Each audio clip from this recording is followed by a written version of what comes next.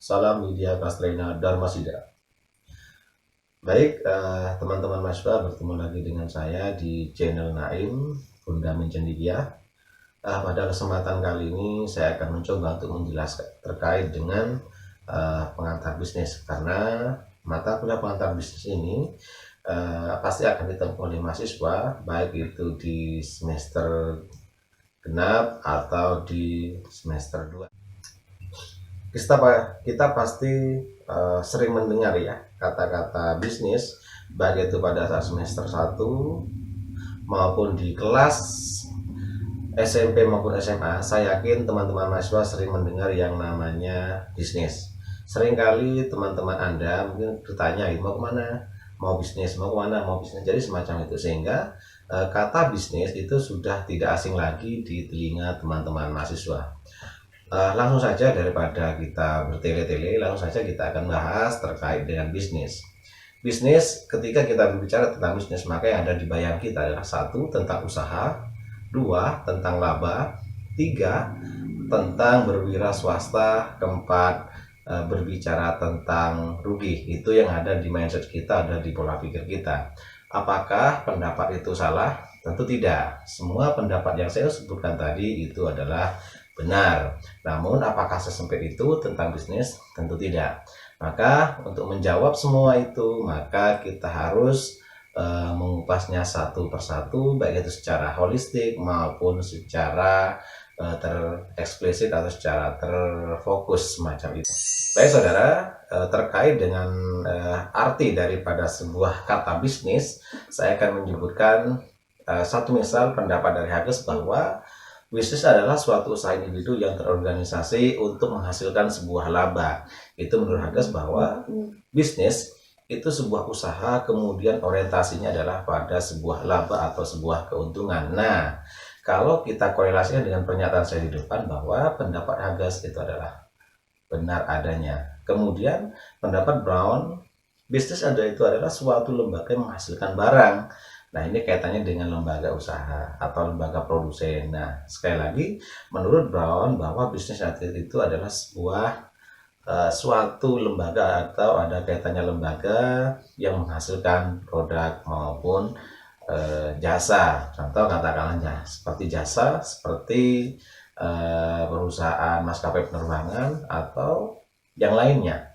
Sementara kalau yang bergerak di bidang produk seperti produsen laptop, produsen tas maupun produsen-produsen yang lainnya. Ini menurut pendapat yang kedua, yaitu menurut teorinya Brown. Kemudian menurut teori entrepreneur, ya, entrepreneur ini adalah sebuah pengusaha semuanya itu. Maka menurut pelaku entrepreneur atau pelaku usaha, bisnis adalah orang yang berusaha menggunakan uang dan waktunya dengan menanggung risiko dalam menjalankan kegiatan bisnisnya. Sehingga bagi para pelaku usaha, bisnis itu adalah sebuah tanggung jawab di mana uang itu kita jadikan sebuah modal, kemudian juga bisa menghasilkan sebuah nominal. Ini menurut para pelaku usaha. Saya kira dengan penjelasan singkat terkait dengan arti daripada bisnis, saya kira teman-teman mahasiswa sudah mulai paham semacam itu. Berikutnya terkait dengan masih banyak yang lain. Nah, sejarah perkembangan bisnis. Nah, kalau kita tahu bahwa perkembangan bisnis itu dimulai dari 3 fase. Yang pertama adalah di mana bisnis itu terjadi pada fase perdagangan barter atau di era di mana waktu itu terjadi sebuah pertukaran kebutuhan kelompok A dengan kelompok B ini tidak memiliki uang atau belum mengenal yang namanya istilah uang, sehingga waktu itu si A membutuhkan beras sementara si B membutuhkan daging. Maka keduanya ini melakukan sebuah barter atau pertukaran barang. Apakah nilainya sama? Waktu itu tentu tidak bisa diukur karena memang berdasarkan sebuah kebutuhan. Nah, semacam itu di fase pertama, itu berkaitan dengan bisnis. Fase pertama berkaitan dengan perdagangan barter. Kemudian masuk ke fase kedua, di mana di situ sudah mengenal yang dimaksud dengan revolusi industri. Nah, di mana saat itu sudah mengenal uang, sudah mengenal usaha-usaha, sehingga pada masyarakat saat itu di revolusi industri sudah mengenal yang namanya uang. Nah, di saat itulah maka para pelaku usaha mulai mengerti secara eksplisit, secara rinci terkait dengan makna bisnis. Masuk berikutnya, masuk ke fase perekonomian tumbuh pesat. Nah, seperti saat ini di 4.0 sudah mengenal atau sudah memasuki yang dimaksud dengan perekonomian tumbuh pesat. Nah, seperti zaman kita, zaman saudara, bisnis sudah sangat banyak sekali seperti kripto, kemudian masih banyak contoh-contoh yang lainnya yang tentu berkaitan dengan bisnis. Bisnis tentu di era pandemi semacam ini sangat mungkin ya, karena dengan adanya pandemi semacam ini menuntut pola pikir masyarakat supaya lebih cerdas, supaya lebih jeli di dalam membaca sebuah peluang-peluang usaha. Sehingga bila mana masyarakat jeli di dalam membaca peluang, kemudian punya skill sana, maka siap-siap dia akan menghasilkan sebuah keuntungan yang besar tentunya. Baik teman mahasiswa, kita lanjut. Tentu kalau kita bicara bisnis, maka tentu tahu alasannya apa ya. Alasan bisnis itu penting apa? Ya, alasan bisnis penting itu apa? Yang pertama, tentu kebutuhan yang beraneka ragam. Kebutuhan manusia tidak terbatas, sementara barang pemuas kebutuhan manusia itu sendiri sangat terbatas. Nah, karena kebutuhan manusia tidak terbatas, sehingga apapun bisa menjadi sebuah peluang usaha, menjadi sebuah peluang bisnis. Untuk itu alasan yang pertama mengapa diperlukan bisnis tentu adalah jawabannya yang pertama kebutuhan. Kemudian alasan yang kedua adalah kebutuhan dan keinginan, sehingga apa ya, manusia setiap saat, setiap menit, setiap jam itu selalu mempunyai yang namanya kebutuhan, dan manusia sangat sulit membedakan mana itu kebutuhan yang sangat mendesak dan mana itu adalah keinginan yang bisa ditunda. Nah, ini terkadang apa ya, ya seperti itulah karakter manusia ya, sehingga sangat sulit sekali untuk mengerem, apalagi punya uang gitu ya, terutama anak-anak kos nih baru dapat kiriman seperti itu. Nah, kalau tidak bisa mengerem, wah ini bahaya. Maka sifat konsumtifnya ini akan mencelakai teman-teman mahasiswa, kan semacam itu. Keinginan sangat tinggi, sementara pendapatan atau pemasukan yang dimiliki oleh mahasiswa itu sangat kecil karena mayoritas masih disubsidi oleh orang tuanya. Baik, memasuki alasan bisnis yang ketiga adalah keuntungan. Jelas, yang namanya bisnis yang ada di pikiran kita pasti sebuah keuntungan. Namun yang namanya bisnis tentu tidak selalu berakhir pada keuntungan, bisa juga berakhir pada keuntungan. Nah, itu yang namanya para pelaku bisnis harus siap-siap ya, harus siap untung, maka juga harus siap buntung. Itu. Baik, kita lanjut lagi ke berikutnya. Oke, ke berikutnya itu berkaitan tujuan kebijakan bisnis ya. Tujuan kebijakan bisnis yang pertama adalah untuk memperoleh keuntungan dari hasil penjualan atau penawaran. Nah, jelas ya, untuk memperoleh keuntungan. Misalkan si A mempunyai usaha tertentu atau produk tertentu, kemudian menawarkan kepada si B, harapannya adalah tentu untuk mencari sebuah keuntungan. Nah, proses dari kita membuat sebuah barang, kemudian kita memiliki sebuah barang yang jadi, kemudian dari barang tersebut kita lempar kepada konsumen atau yang membutuhkan, maka disitulah yang disebut dengan bisnis. Saya kira paham ya teman-teman mahasiswa. Berikutnya yang kedua, tujuan yang kedua adalah untuk memenuhi kebutuhan. Jelas yang pertama adalah tentang memperoleh keuntungan, kemudian yang kedua jelas adalah untuk memenuhi kebutuhan. Kebutuhan siapa? Kebutuhan masyarakat gitu ya. Kalau kita berbicara tentang ekonomi kecil, ekonomi mikro, maka tentu kebutuhannya adalah untuk skup ekonomi kecil. Tapi manakala kita berbicara tentang global, nasional, bahkan internasional, tentu tujuannya adalah untuk memenuhi kebutuhan global, nasional, maupun internasional. Itu berkaitan dengan tujuan kebijakan bisnis. Kemudian berkaitan dengan ciri-ciri bisnis modern ya. Ciri-ciri bisnis modern jelas yang pertama adalah spesialisasi ya. Jadi ada khusus. Misalkan katakanlah jual tas, maka di situ hanya tersedia tas saja. Aneka macam-macam tas ya, macam-macam tas disiapkan di sana, tapi ya fokus yaitu pada tas saja. Ada tas gendong, tas ransel, kemudian tas pinggang, tas depan, tas belakang, semuanya. Ini ada spesialisasi. Ini ciri bisnis modern. Kemudian yang kedua berkaitan dengan saling bergantung, sehingga ciri bisnis modern yang kedua saling bergantung. Jelas karena apa? Nah, karena ada spesialisasi tadi, sehingga saling bergantung, saling berkaitan dengan produk-produk yang lain kan, semacam itu.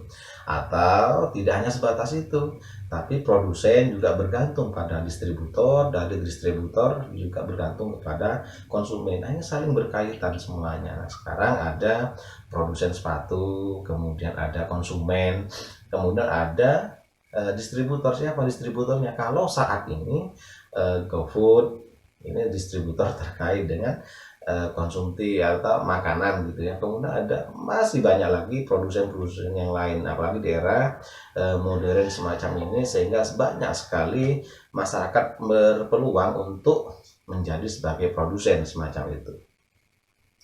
Kemudian berikutnya adalah produksi massal. Nah, pada saat era modern semacam ini, dengan dilengkapi dengan fasilitas produsen yang sangat bagus, yang sangat besar, dan yang sangat modern, tentu produk-produk yang menjadi kebutuhan nasional maupun internasional itu mudah diproduksi secara massal dengan jumlah yang sangat besar tentunya.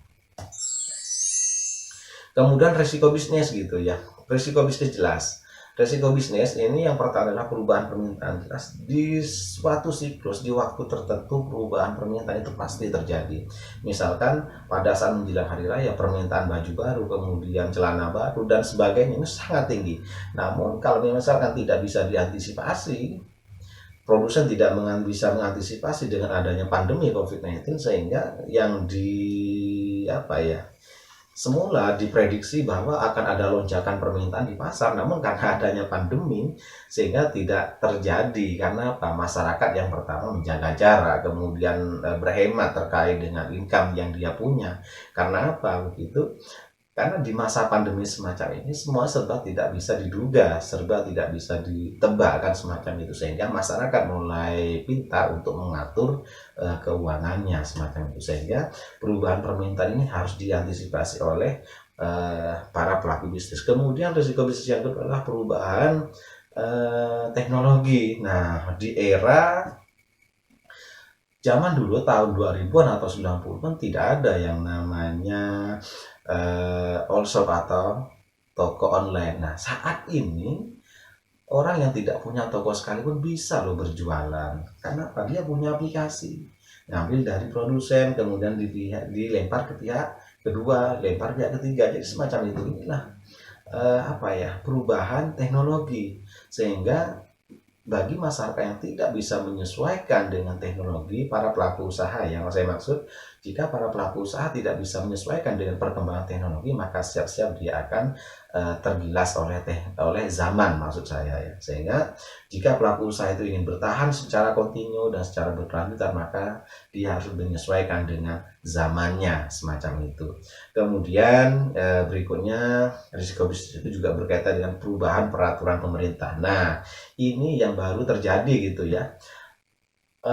Di bulan Januari tiba-tiba pemerintah mengeluarkan aturan bahwa batu bara dalam negeri yang ada di Indonesia, kemudian nikel, itu tidak boleh diekspor, sehingga apa yang terjadi? Para pelaku usaha batu bara ini kelimpungan. Dia merasa rugi miliaran rupiah karena apa? Produk yang mestinya dilempar ke dunia internasional, ke pihak luar semacam itu, ternyata tiba-tiba ada aturan pemerintah yang baru, tidak boleh ekspor. Nah, ini yang disebut dengan risiko bisnis. Mau apa? Ya tidak bisa berbuat apa-apa. Kita harus tetap patuh terhadap aturan pemerintah kan, semacam itu. Tentu apa yang dilakukan oleh pemerintah semata-mata itu untuk kebaikan negaranya sendiri, yaitu alasan dari pemerintah untuk mengamankan bahan pokok terkait dengan dari PLN itu gitu ya. Mau diterima atau enggak ya tergantung pola pikir kita gitu, semacam itu. Oke, berikutnya sumber ekonomi dari bisnis. Jelas, sumber ekonomi ini berarti sumber pokok, bahan pokok ya.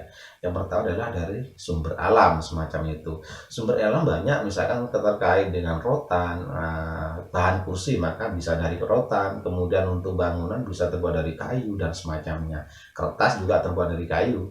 Nah, saat ini kita lagi menggembur-gemburkan, bukan kita ya, tapi negara internasional, dunia internasional menggembur-gemburkan untuk mengurangi penggunaan kayu sebagai bahan pembuatan kertas itu.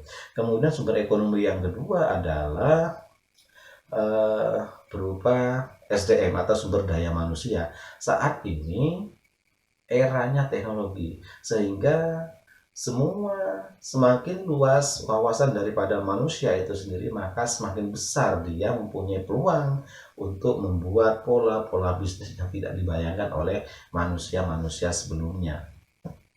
Kemudian yang ketiga adalah sumber ekonomi buatan manusia, yaitu seperti apa? Seperti mesin-mesin. Zaman dulu orang bertani itu cukup dengan mencangkul, paling keren dengan membajak sawah, yaitu dengan kerbau, kan semacam itu, kerbau, sapi dan seterusnya.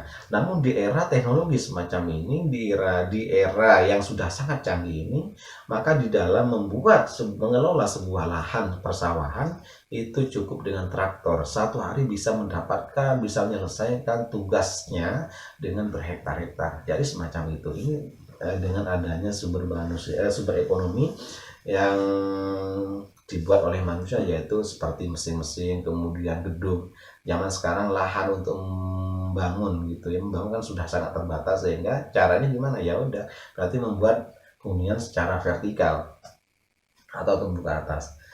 Itu kemudian berkaitan dengan evaluasi, saya kira apa yang menjadi pola pikir kita, apa yang menjadi pemikiran kita saat ini di situasi pandemi, kita mau melakukan apa. Saya kira teman-teman mahasiswa sudah tahu mau apa saya ke depannya, kan semacam itu. Apalagi teman-teman mahasiswa ini calon guru. Nah, setidaknya walaupun kita belum menjadi guru saat ini, teman-teman mahasiswa sudah punya bayangan saya mau berbisnis apa, sehingga Android yang teman-teman punya, aplikasi yang teman-teman mahasiswa punya, itu gunakan sehingga bisa menghasilkan sesuatu.